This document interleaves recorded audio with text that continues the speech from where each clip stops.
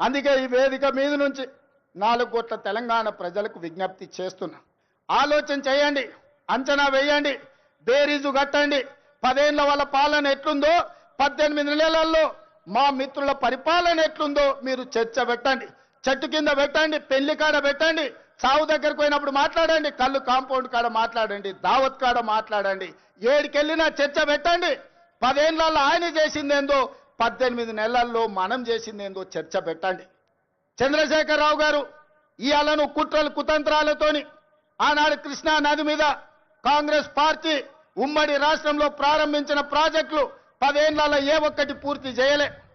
పాలమూరు రంగారెడ్డి ఎత్తిపోతల ఎడారిగా మారింది, కల్వకుర్తి ఆగిపోయింది, భీమా, నెట్టంపాడు, కోయిల్ సాగర్, ఎస్ఎల్బిసి, సీతారామ, అదే విధంగా దేవాదుల, సమ్మక్క సారలమ్మ, ప్రాణహిత చేవెళ్ళ, ఏ ప్రాజెక్టులు చూసినా ఎక్కడి అక్కడనే పడ్డాయి. ప్రాణహిత చేవెళ్ళ పేరు మార్చి, ఊరు మార్చి, పేరు మార్చి, అంచనాలు పెంచి 1,00,000 కోట్లు కొల్లగొట్టిన కాళేశ్వరం నువ్వు కట్టిన 3 ఏళ్లకే కూలేశ్వరం అయింది. 1,00,000 కోట్లు గంగలో కొట్టుకపోయినయ్యాలి. ఇవాళ గోదావరిలో కొట్టుకపోవడానికి కారణం నువ్వు కాదా? నీ అవినీతి కాదా? నీ కుటుంబం 1,000 కోట్ల రూపాయల దోపిడీకి పాల్పడి నాణ్యత లోపం వల్ల, ప్రణాళిక లోపం వల్ల మేడిగడ్డ, అన్నారం, సుందిళ్ళ కూలిపోయిన మాట వాస్తవం కాదా? ఈ ప్రాజెక్టులు కూలిపోయినందుకు నిన్ను ఆ చిన్న కాళేశ్వరంలోనే ఉరి తీసినా తప్పు లేదని అక్కడి రైతాంగం అంటున్న మాట నిజం కాదా? వ్యవసాయం మీద 2 లక్షల కోట్లు ఖర్చయినాయి మిత్రులారా. కేవలం కాంట్రాక్టర్లకు 2 లక్షల కోట్ల రూపాయల బిల్లులు చెల్లించాడు. మరి 1000 కోట్లతో పూర్తి కావాల్సిన కల్వకుర్తి ఎందుకు ఆగిపోయింది? 300 కోట్లతో పూర్తి కావాల్సిన భీమా ఎందుకు ఆగిపోయింది? 200 కోట్ల రూపాయలతో పూర్తి చేయాల్సిన నెట్టంపాడు ఎందుకు పూర్తి కాలే? ఇవాళ 6-7 వేల కోట్ల రూపాయలతో పూర్తి చేయాల్సిన సీతారామ ప్రాజెక్టు ఎందుకు ఆగిపోయింది? ఇవాళ ప్రతి ప్రాజెక్టు దేవాదుల 12,000 కోట్ల రూపాయలు ఖర్చయినాయి. ఇంకొక 3-4 వేల కోట్ల రూపాయలు ఖర్చు పెడితే ఇవాళ దాదాపుగా 4 లక్షల ఎకరాలకు నీళ్లు వస్తాయి. ఎందుకు పూర్తి చేయలేదని నేను అడుగుతున్నా.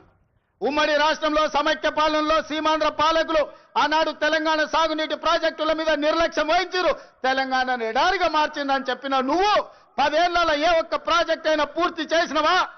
ప్రాణహిత చేవెళ్ళ కానీ, పాలమూరు రంగారెడ్డి ఎత్తిపోతలు కానీ, కల్వకుర్తి కానీ, భీమా కానీ, నెట్టంపాడు కానీ, కోయిల్ సాగర్ కానీ, ఎస్ఎల్బిసి కానీ, సీతారామ కానీ, రాజీవ్ సాగర్ కానీ, ఇందిరా సాగర్ కానీ ఏ ఒక్క ప్రాజెక్టు 2 లక్షల కోట్ల రూపాయలు ఖర్చైనా అన్నీ ఈరోజు ఆగిపోయి ఉన్నాయి అనంటే ఈ దుర్మార్గానికి నువ్వు, నీ కుటుంబం అవినీతి కాదా అని ఈరోజు నేను అడుగుతున్న మిత్రులారా.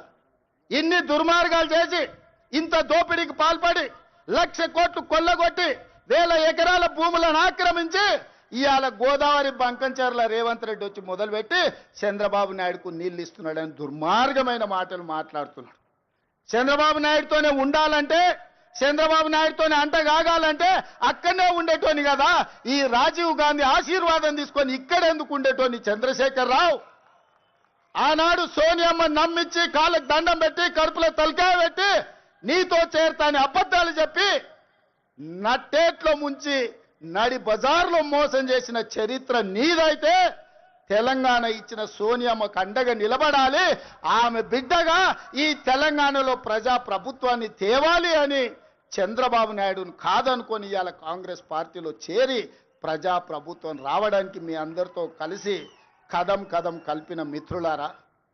ఇవాళ నేను అడుగుతున్న సూటిగా చంద్రశేఖరరావును, నిజంగా నీకు ధైర్యం ఉంటే, నీలో నీతి నిజాయితీ ఉంటే, చిత్తశుద్ధి ఉంటే గోదావరి బంకంచెర్ల గోదావరి నది జలాల మీద శాసనసభలో చర్చ పెడదాం. స్పీకర్కు లేఖ రాయి, నువ్వు చెప్పిన తారీఖు నాడు అసెంబ్లీ పెట్టించే బాధ్యత మా శ్రీధర్ బాబు గారు తీసుకుంటారు. నువ్వు నేను చర్చ చేద్దాం. గోదావరి జలాలలో తెలంగాణకు అన్యాయం చేసింది ఎవరు? ప్రాణహిత చేవెళ్లను తరలించే 1,00,000 కోట్లు దోసుకున్నది ఎవడు? ఇవాళ గోదావరి బంకంచెర్లలో 3,000 టీఎంసీ సముద్రంలో పోతున్నాయి. రాయలసీమకు తరలించమని చెప్పింది నువ్వు కాదా? 2016లో మొత్తం వివరాలతో నేను వస్తా, నువ్వు సిద్ధంగా ఉన్నవా? నువ్వు చెప్పినాకనే కదా ఉమాభారతి గారి ఆదేశాల మేరకు చంద్రబాబు నాయుడు గారు 2016లో ఆనాడు జీవో ఇచ్చిండు గోదావరి నుంచి బంకంచెర్లకు నీళ్లు తరలించడానికి. హంద్రీ నీవాకు 400 టీఎంసీలు తరలించడానికి 2016లోనే జీవో ఇచ్చిన మాట వాస్తవం కాదా? 2018లో వ్యాప్కోస్ను నియమించింది నిజం కాదా? వ్యాప్కో సంస్థ 400 టీఎంసీలు గోదావరి జలాలను హంద్రీ నీవాకు బంకచెర్ల ద్వారా తరలించడానికి ప్రాజెక్టు రిపోర్ట్ ఇచ్చిన మాట వాస్తవం కాదా? ఇవన్నీ నీ నాయకత్వంలో నువ్వు ఇచ్చిన బోడి ఉచిత సలహాలతోటి ఈరోజు గోదావరిలో 3000 టీఎంసీలు నీళ్లు సముద్రంలోకి పోతున్నాయని నీ దిక్కుమాలిన సూచనలతోనే ఈరోజు ఈ దరిద్రం దాపరించిన మాట నిజం కాదా? ఇవాళ నువ్వు చర్చకు సిద్ధంగా ఉన్నావా? గోదావరి జలాలను రాయలసీమకు తరలించకపోయినని రోజమ్మ పెట్టిన రాగి సంకటి రొయ్యల పులుసు తిని రాయలసీమను రతనాల సీమ చేస్తా అని చెప్పిన చవటవు నువ్వు కాదా అని నేను అడుగుతున్నా. నీకు జీవితం ఇచ్చి నీకు బతకడానికి నీడనిచ్చి నిన్ను ప్రజాప్రతినిధిగా చేసి తెలంగాణ ముఖ్యమంత్రిని చేసిన తెలంగాణని ఎడారిగా మార్చి వందలాది గోదావరి టీఎంసీల నీళ్లను రాయలసీమకు తరలించమని చెప్పింది నువ్వు కాదా? ఇవాళ నువ్వు సిద్ధంగా ఉన్నవా నేను అడుగుతున్న చంద్రశేఖర్ రావు గారు. నీ వంది మాగదులతో మాట్లాడించడం కాదు, నీ శనీశ్వరుడైన అల్లుడితో మాట్లాడించడం కాదు. నేను సిద్ధంగా ఉన్నా. గోదావరి బంకంచెర్ల ప్రాజెక్టు మీద నువ్వు చర్చకు రా. స్పీకర్ గారికి ప్రధాన ప్రతిపక్ష నాయకుడిగా లేఖ రాయి. శాసనసభ సమావేశాలు పెడతాం, ఎదురెదురుగా నిలబడతాం, మాట్లాడదాం. ఎవరు నిజాలు, ఎవరు జీవోలు ఇచ్చారు, ఎవరు తెలంగాణను దెబ్బతీసిండ్రో, ఎవరు నువ్వు తెలంగాణను దోక చేసిండ్రో, ఎవరు కాళేశ్వరం కడితే కూలేశ్వరమైందో చర్చ చేయడానికి నువ్వు సిద్ధంగా ఉన్నవా? ఒకరోజు గోదావరి మీద చర్చిద్దాం, రెండో రోజు కృష్ణానది జలాల మీద చర్చిద్దాం.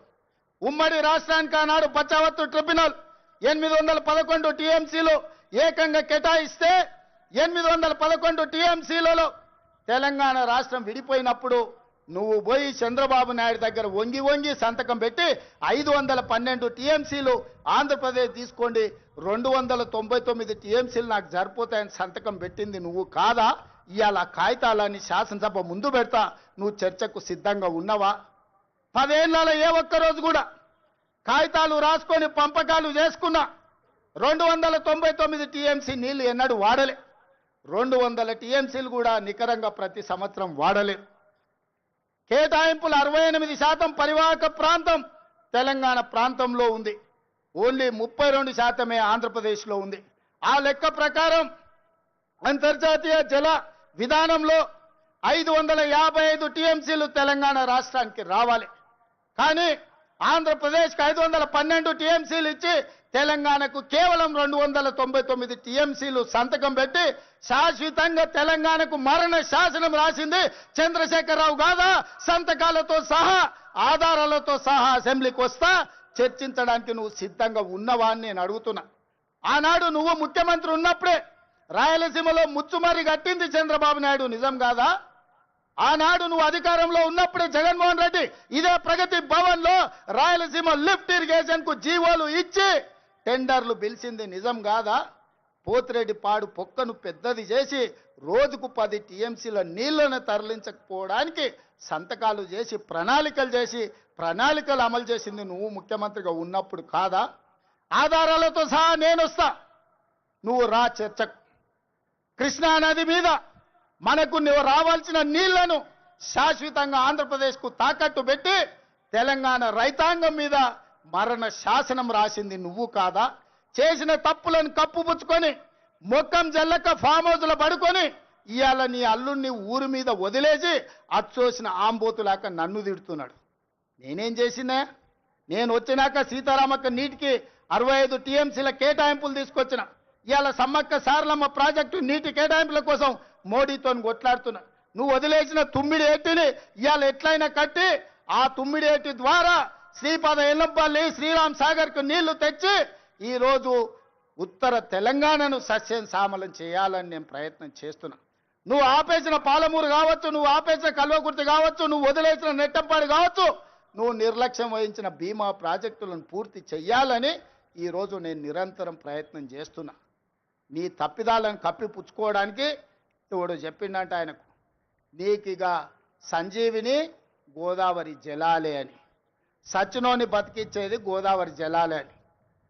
అసెంబ్లీ అప్పుడు అధికారం పోయింది, పార్లమెంట్ అప్పుడు డిపాజిట్లు పోయినాయి, 0 వచ్చింది.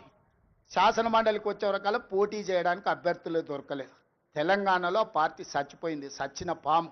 ఆ సచ్చిన పాము ఈరోజు గోదావరి జలాల సెంటిమెంటుతోని ఇవాళ మంటలు పెట్టి తెలంగాణలో పార్టీ మళ్ళీ బతుకుతుందట.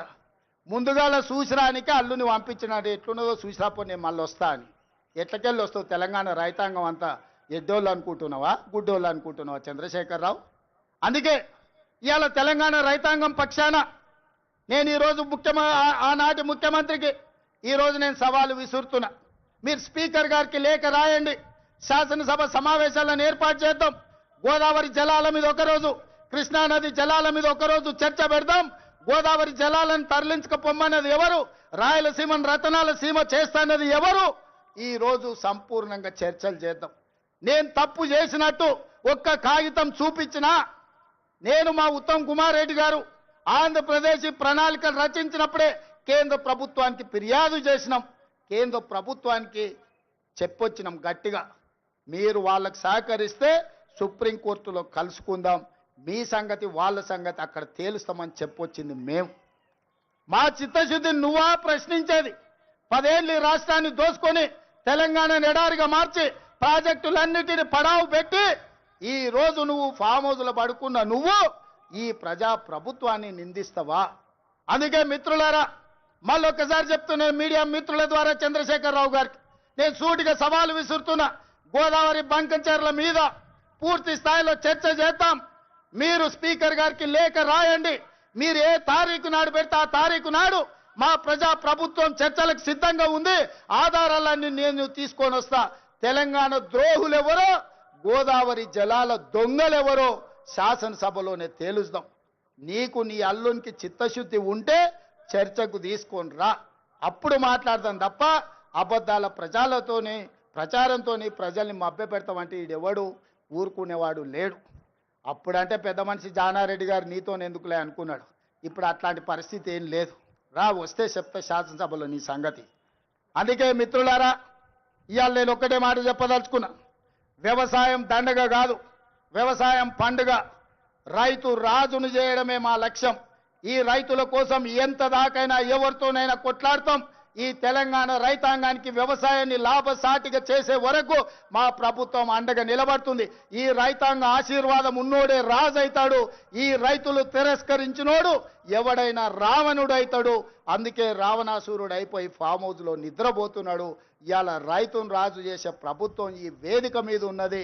ఇంత మంచి కార్యక్రమాన్ని ఏర్పాటు చేసి తెలంగాణ రైతాంగంతో మాట్లాడడానికి అవకాశం కల్పించిన వ్యవసాయ శాఖ, ఆర్థిక శాఖకు మనస్ఫూర్తిగా కృతజ్ఞతలు తెలియజేస్తూ, నెక్స్ట్ ఈ అసైన్మెంట్ కంప్లీట్ అయింది. బట్టి గారు ఏదో విరామం తీసుకుందాం అనుకుంటున్నట్టున్నాడు. బట్టి గారికి విరామం లేదు. రాజీవ్ యువ వికాసం వారు ప్రకటించారు. రాబోయే రోజుల్లో రాజీవ్ యువ వికాసమే మన ఛాలెంజ్. నెక్స్ట్ రాజీవ్ యువ వికాసాన్ని ముందుకు నడిపించి యువకులను ఆదుకునే ప్రణాళికలు సిద్ధం చేసుకొని మీ ముందుకు వస్తాం. మీ ఆశీర్వాదం పొందుతాం. ఇంతకు ముందే నేను గాంధీ భవన్లో ఒక మాట చెప్పిన. 94 నుంచి 2004 2 సార్లు టీడీపీ అధికారంలో ఉంది. 2004 నుంచి 2014 వరకు కాంగ్రెస్ పార్టీ 2 సార్లు అధికారంలో ఉంది. 2004 నుంచి 2023 వరకు 2 సార్లు టీఆర్ఎస్ అధికారంలో ఉంది. 2023 నుంచి 2033 వరకు 2 సార్లు మనమే అధికారంలో ఉంటాం. ఈ 10 ఏళ్ళు వ్యవసాయాన్ని పండుగ చేస్తాం. మీరు అండగా ఉండాలి, ఆశీర్వదించాలి. మిమ్మల్ని అందరినీ గుండెల్లో పెట్టి చూసుకునే బాధ్యత